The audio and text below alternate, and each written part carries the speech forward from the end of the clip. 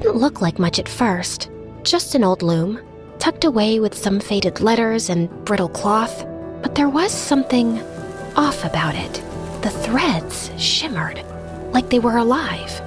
As I reached toward the threads, tiny sparks of light burst from the loom, floating through the air like fireflies. They danced around me, filling the attic with a golden glow. Then, as if it carried on the air itself, I heard a faint whisper. Weave wisely. Each thread carries a new destiny.